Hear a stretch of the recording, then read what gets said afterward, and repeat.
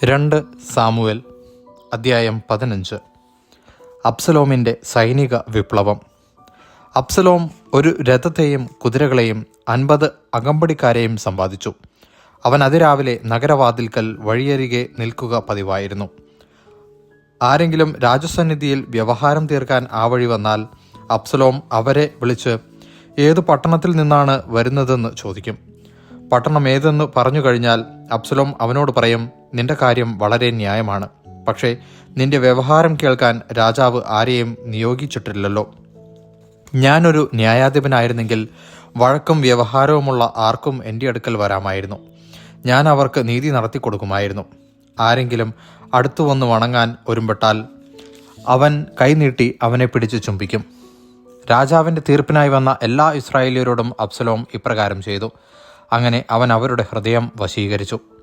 4 വർഷം കഴിഞ്ഞ് അബ്സലോം രാജാവിനോട് പറഞ്ഞു, കർത്തൃസന്നിധിയിൽ എടുത്ത വ്രതം അനുഷ്ഠിക്കാൻ ഹെബ്രോണിലേക്ക് പോകാൻ എന്നെ അനുവദിച്ചാലും കർത്താവ് എന്നെ ജെറുസലേമിലേക്ക് തിരികെ കൊണ്ടുവന്നാൽ ഹെബ്രോണിൽ അവിടത്തെ ആരാധിക്കും എന്ന് ആരാമിലെ ഗഷൂറിലായിരിക്കുമ്പോൾ ഞാനൊരു നേർച്ച നേർന്നിട്ടുണ്ട്. സമാധാനത്തോടെ പോവുക, രാജാവ് പറഞ്ഞു.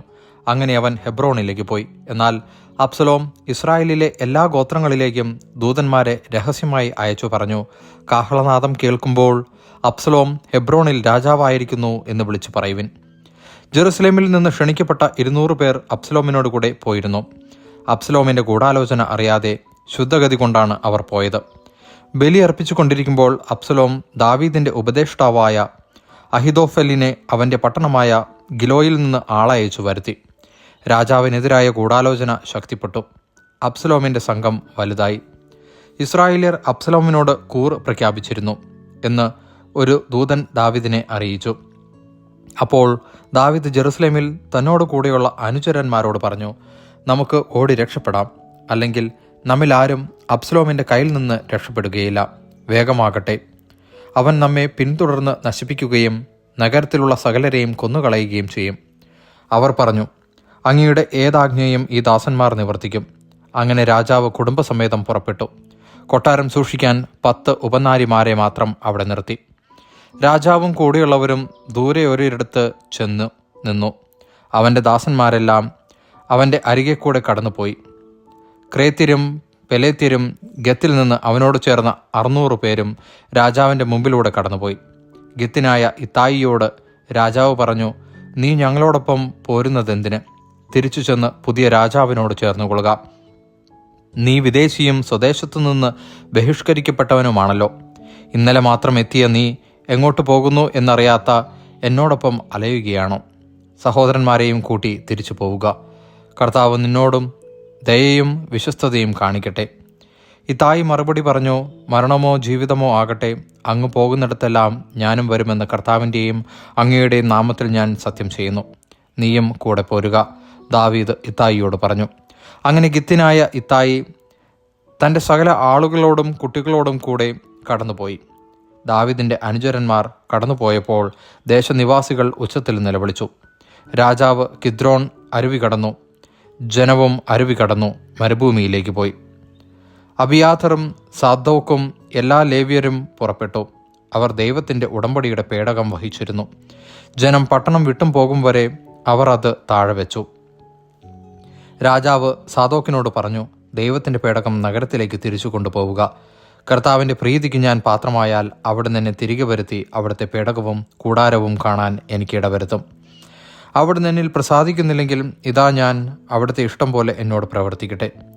രാജാവ് പുരോഹിതനായ സാദോക്കിനോട് തുടർന്നു പറഞ്ഞു, നിന്റെ മകൻ അഹിമാസിനോടും അബിയാതറിൻ്റെ മകൻ ജോനാഥനോടുമൊപ്പം നീയും അബിയാതറും സമാധാനത്തോടെ പട്ടണത്തിലേക്ക് മടങ്ങിപ്പോവുക. നിങ്ങൾ വിവരം അറിയിക്കും വരെ മരുഭൂമിയിലേക്കുള്ള കടവിൽ ഞാൻ കാത്തിരിക്കും. അങ്ങനെ സാദോക്കും അബിയാതറും ദൈവത്തിൻ്റെ പേടകം ജെറുസലേമിലേക്ക് തിരികെ കൊണ്ടുപോയി. അവർ അവിടെ താമസിച്ചു. ദാവീദ് നഗ്നപാതനായി തലമുടി കരഞ്ഞുകൊണ്ട് ഒലിവുമലയുടെ കയറ്റം കയറി. അവനോട് കൂടെയുള്ളവരെല്ലാം തല മൂടിയിരുന്നു. അവരും കരഞ്ഞുകൊണ്ട് അവനെ പിന്തുടർന്നു. അഹിതോഫലും അബ്സലോമിൻ്റെ ഗൂഢാലോചനയിൽ ചേർന്നെന്ന് അറിഞ്ഞപ്പോൾ ദാവീദ് പ്രാർത്ഥിച്ചു, കർത്താവേ, അഹിതോഫലിൻ്റെ ആലോചന വ്യർത്ഥമാക്കണമേ. മലമുകളിൽ ദൈവത്തെ ആരാധിച്ചിരുന്ന സ്ഥലത്ത് ദാവീദ് എത്തിയപ്പോൾ അർഖ്യനായ ഹൂഷായി അങ്കി കീറിയും തലയിൽ പൂഴി വിതറിയും അവനെ എതിരേറ്റു. ദാവീദ് അവനോട് പറഞ്ഞു, നീ എന്നോട് കൂടെ പോന്നാൽ അത് എനിക്ക് ഭാരമായിരിക്കും. എന്നാൽ പട്ടണത്തിലേക്ക് മടങ്ങിച്ചെന്ന്, രാജാവേ, ഞാൻ അങ്ങയുടെ ദാസനായിരിക്കും. മുമ്പ് ഞാൻ അവിടുത്തെ പിതാവിനെ സ്നേഹിച്ചതുപോലെ ഇനി ഞാൻ അങ്ങയെ സേവിക്കും എന്ന് അബ്സലോമിനോട് പറയുമെങ്കിൽ അഹിതോഫലിൻ്റെ ആലോചനയെ പരാജയപ്പെടുത്തി എന്നെ സഹായിക്കുവാൻ നിനക്ക് കഴിയും. പുരോഹിതന്മാരായ സാദോക്കും അബിയാതറും അവിടെ നിന്നോടുകൂടെ ഉണ്ടായിരിക്കും. കൊട്ടാരത്തിൽ കേൾക്കുന്നതെല്ലാം അവരെ അറിയിക്കുക. സാദോക്കിൻ്റെ മകൻ അഹിമാസും അബിയാതറിൻ്റെ മകൻ ജോനാഥനും അവിടെ അവരോടുകൂടെയുണ്ട്. കിട്ടുന്ന വിവരമെല്ലാം അവർ മുഖാന്തരം എന്നെ അറിയിക്കണം. അങ്ങനെ ദാവീദിൻ്റെ സുഹൃത്തായ ഹൂഷായി അബ്സലോം ജെറുസലമിലേക്ക് പ്രവേശിക്കവേ പട്ടണത്തിലെത്തി. ദൈവവചനമാണ് നാം കേട്ടത്.